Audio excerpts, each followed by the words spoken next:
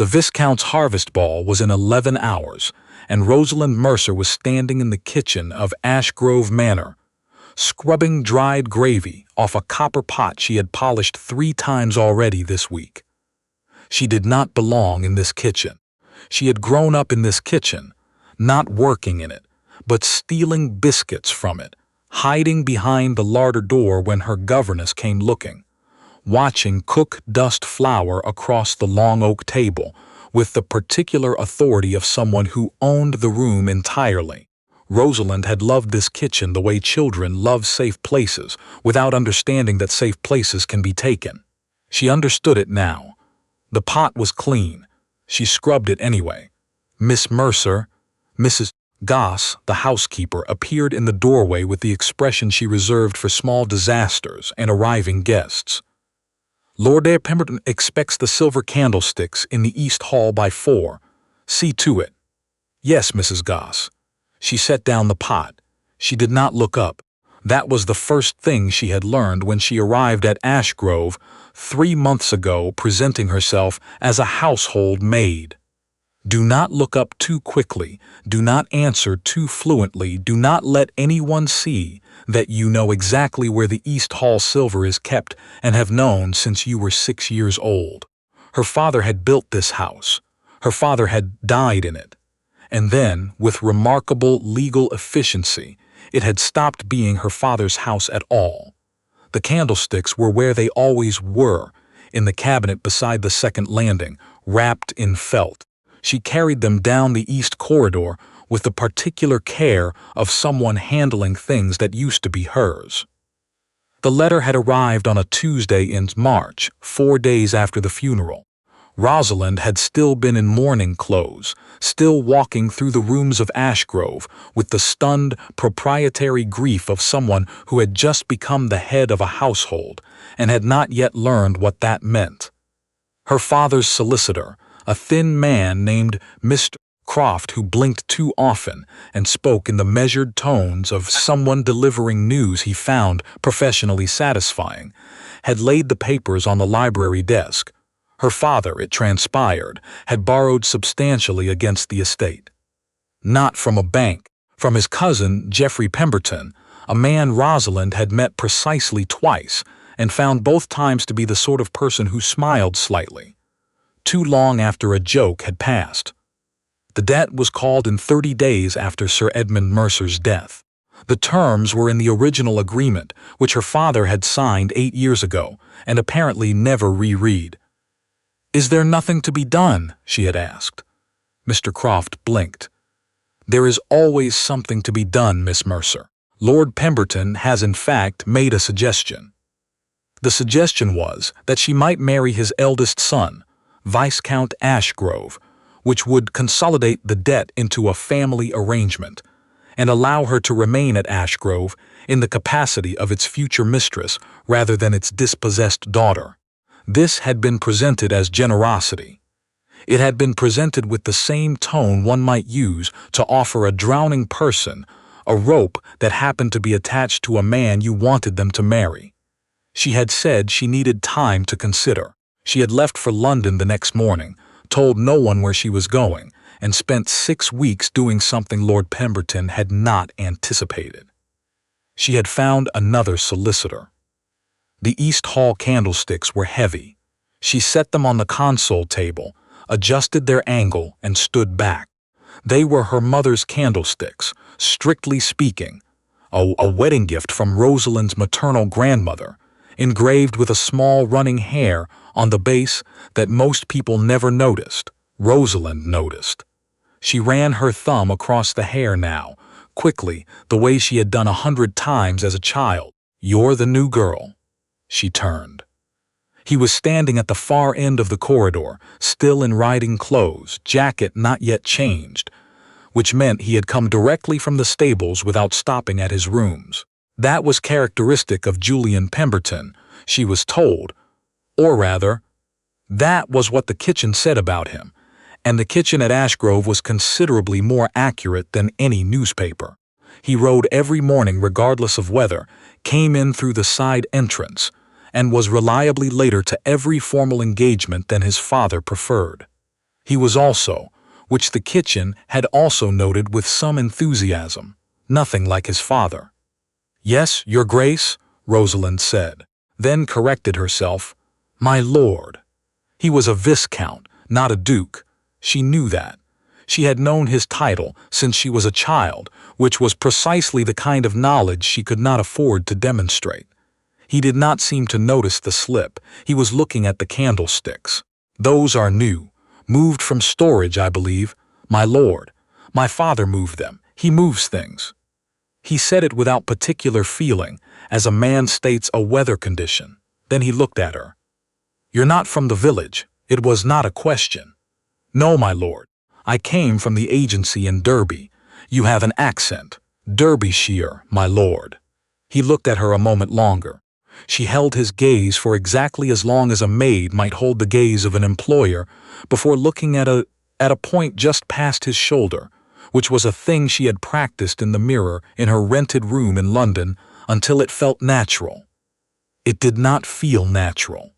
It felt like wearing shoes on the wrong feet. "Right," he said, and went past her toward the stairs. She waited until she heard his door close on the upper landing. Then she let out a breath she had been holding since he turned the corner, picked up the felt cloth she'd left on the table, and went back to the kitchen. 11 hours. The ball was in 11 hours, and everything she needed was in this house, and she had to be very careful not to let anyone see how much she knew about where it was. Her solicitor's name was Mr.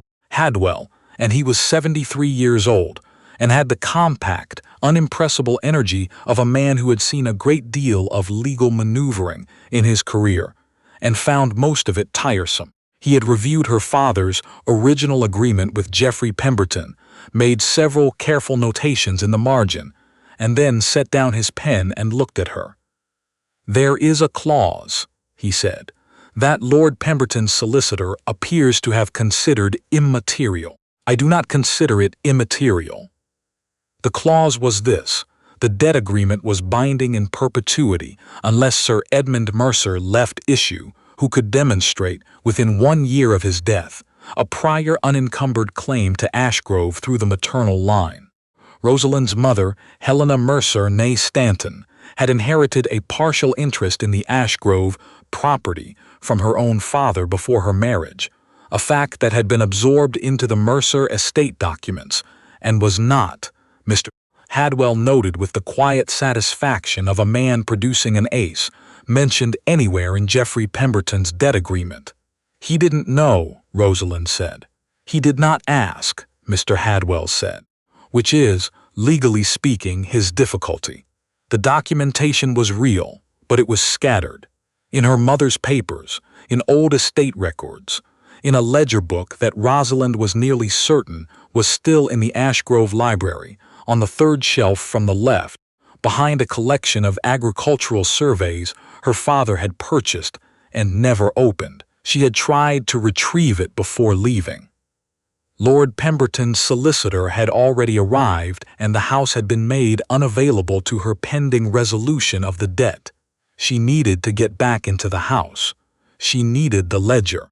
She needed to do this before the year was out, which meant before October, which meant she had been in the kitchen of her own childhood home for 3 months pretending she didn't know where anything was. She was tired. She was very tired. But the harvest ball was tonight, and Lord Pemberton would be occupied, and she knew exactly where the library key was kept. By 7 in the evening, the upper house was fully awake in the particular frantic way of a house preparing for guests. Rosalind was pressed into service, carrying flower arrangements from the conservatory, a task she was grateful for because it moved her through the public rooms in a way that attracted no comment. She made 3 trips. On the second, she passed the library door and confirmed that it was locked. On the third, she confirmed that the key was still on the hook inside the butler's pantry, exactly where Mr. Howell, the butler, kept every key in the house in a system so orderly that Rosalind's father had once said the man could have been a general.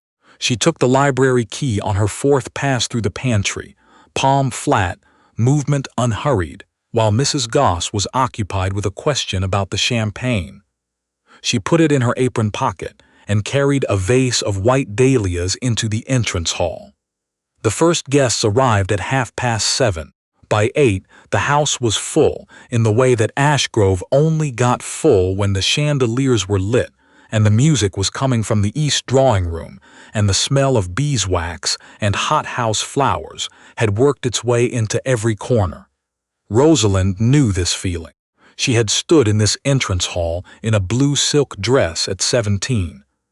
Watching carriages arrive, feeling the particular excitement of a girl who lived in a house that people came to. Now she stood in the servants' corridor and watched through the half-open door to the kitchen passage and waited. Geoffrey Pemberton arrived at 8:15, which meant Julian Pemberton was somewhere in the public rooms by 8, which meant the library corridor would be unoccupied by 8:30, which was when she needed to move. She moved at 8:25. The library was on the north side of the house, away from the ballroom, and the corridor was empty. She used the key.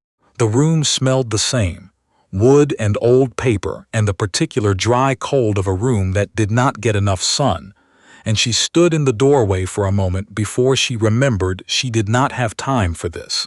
Third shelf from the left, agricultural surveys. The ledger was there. She almost couldn't believe it.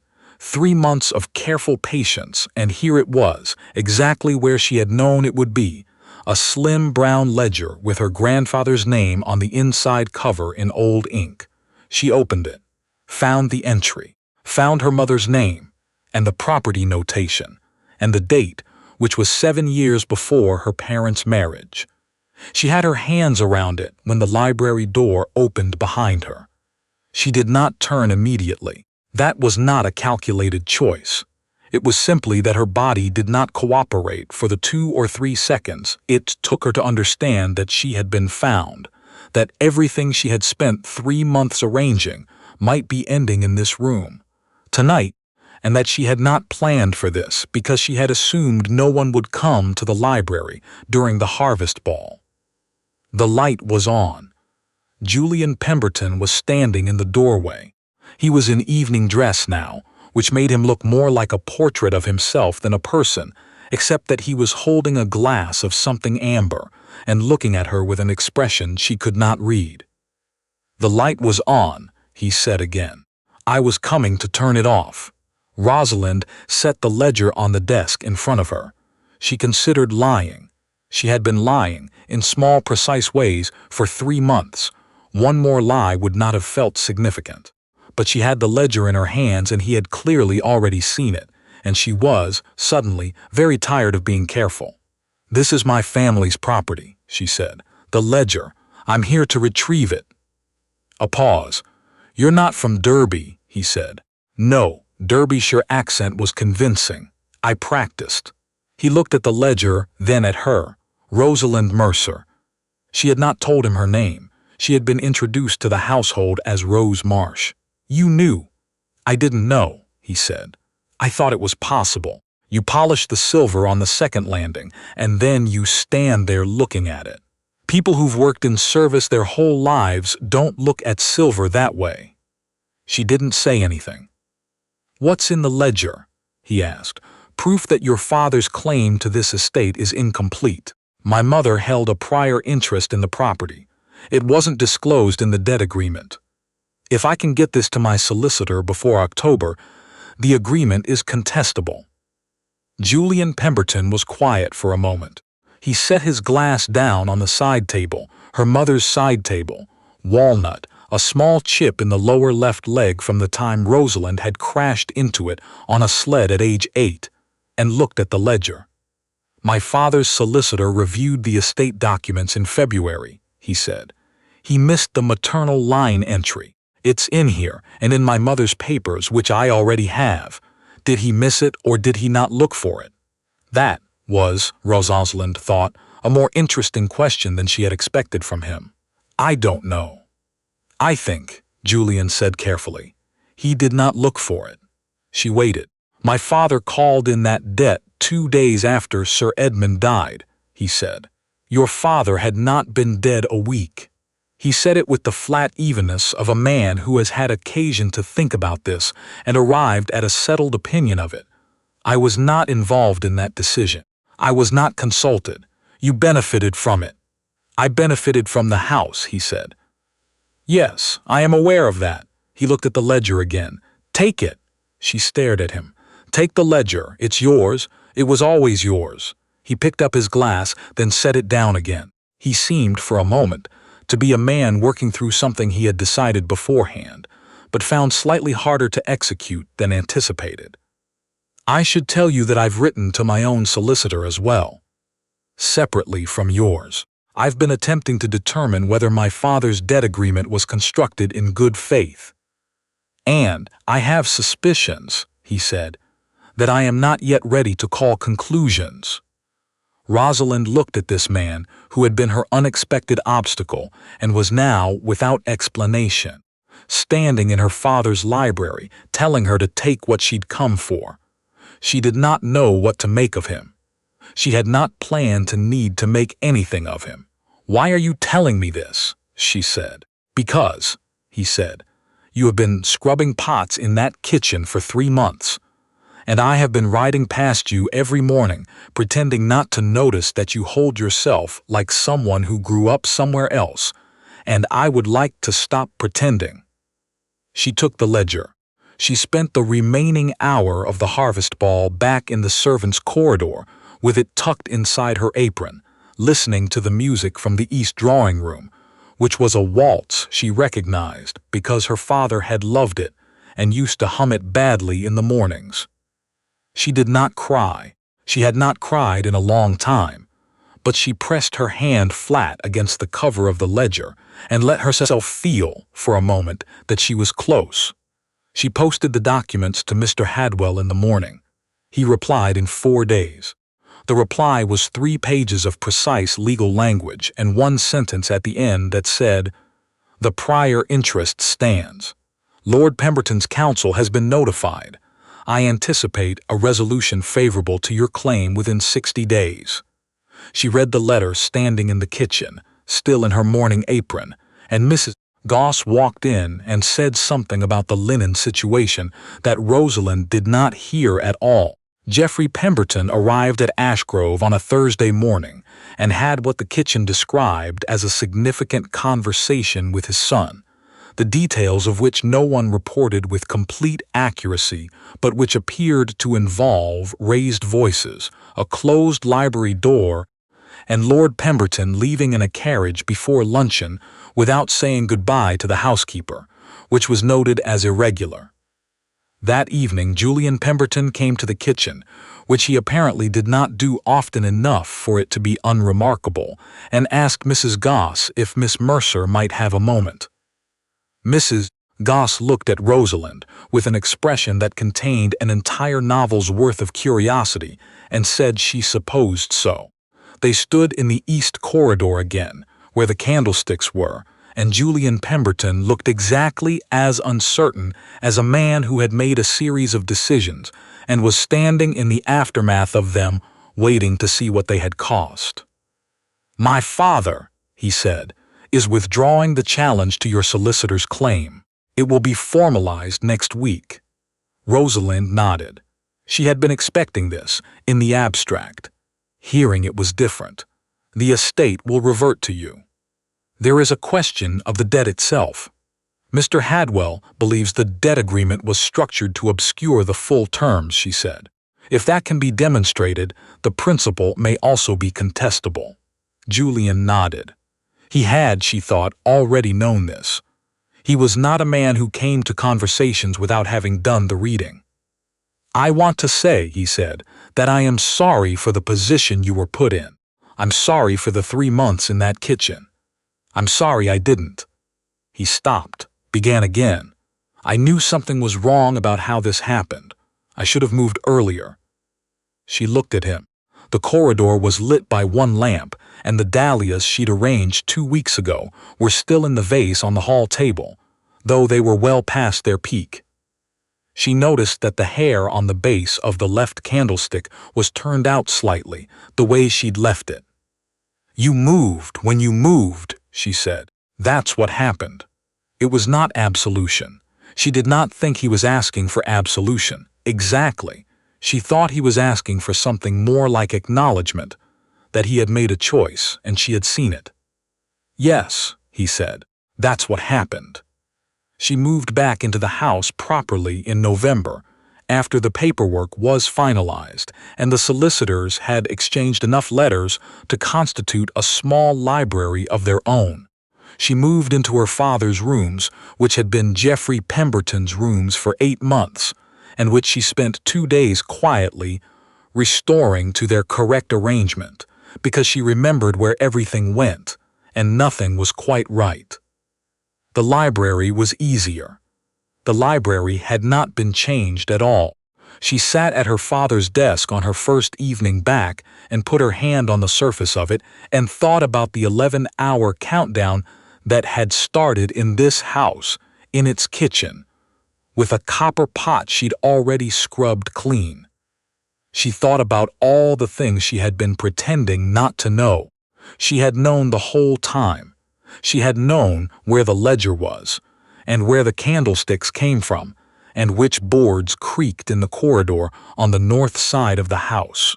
She had known that the kitchen would be warmest at 7 in the morning and coldest at midnight, and that the smell of the library was wood and paper and insufficient sun, and that her father had loved a waltz he hummed badly. You can know a place entirely and still lose it. That was a thing she understood now that she had not understood before. You can also come back. She opened the ledger to her grandfather's entry, her mother's name, the date that had saved her. She read it once. She did not need to read it more than that. She knew what it said.